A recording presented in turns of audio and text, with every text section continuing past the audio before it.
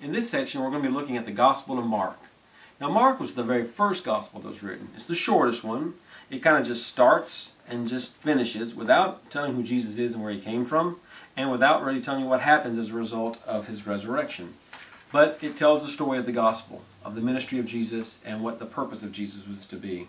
We believe the writer of the Gospel of Mark was probably John Mark, who's mentioned in the Gospels as well, an associate of Peter, probably written between 40 and 60, but more likely earlier than later.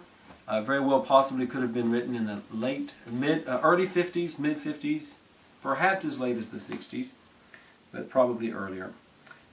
Written in Rome, where Mark was with Peter, and the purpose of it was to tell the life, death, and resurrection of Jesus in light of the Old Testament, and also for the hope and the promise of a new Exodus.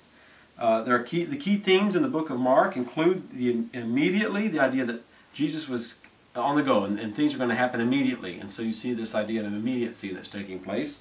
Discipleship. Jesus wasn't just interested in converting souls, but converting lifestyles. That as you follow him, you change the way that you live and you treat other people differently. And of course you have faith in him. And of course there's a narrative focus on the cross itself. Mark gives a good description of the Passion Week. Longer in comparison to the other Gospels, in comparison to his book than the other Gospels. The key themes in the book of Mark, one of them includes the new Exodus, and we see that from the very beginning. In the opening verses of Mark, we have the whole story of John the Baptist as he's eating locusts and wearing wild animal skins and lives out in the wilderness. And that's a picture in some respects of the people of Israel as they were in the wilderness. They were traveling out, and God has to bring the message from the wilderness back, and we're going to eventually see it in Jerusalem. Jesus' baptism then takes place in that wilderness, and it may be a picture of the people of Israel going through the Red Sea, so that's kind of a picture in some respects, but it's definitely a baptism for the sins of all the people. So where they sinned in the wilderness, Jesus is going to take on their sin, and his baptism is representative of their sin. Jesus is tempted in the wilderness, but he comes away without sinning. And so he succeeds where Israel failed. He begins his healing ministry, and so where there's diseases and sicknesses, people are being released from these things. And of course, then Jesus, as the suffering servant, builds on this Exodus theme because of his suffering, mankind was able to be freed and freed from sin.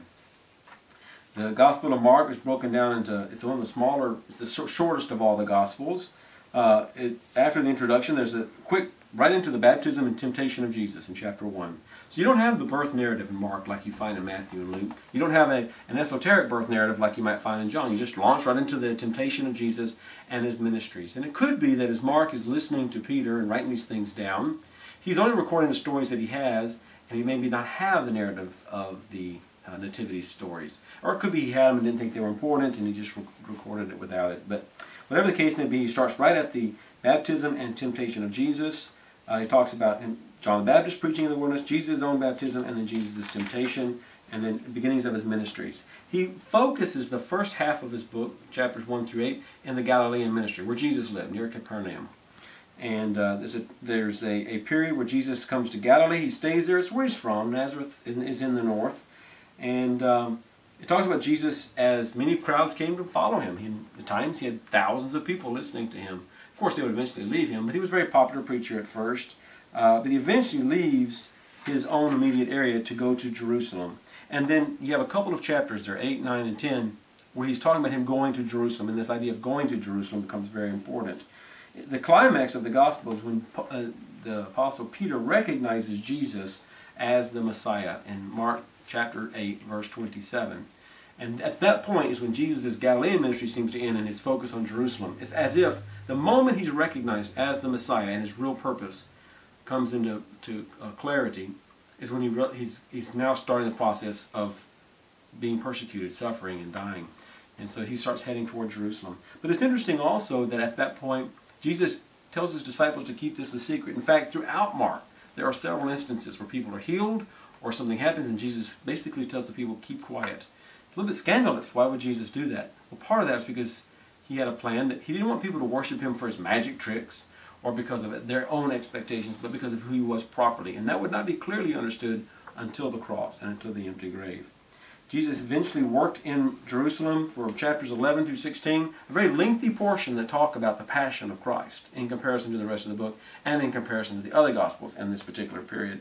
He ministers in Jerusalem, there's the Passion Week, then there's the empty tomb in chapter 16, and then the Great Commission to go tell the world about the message of Jesus Christ. That's the Gospel of Mark. Thank you.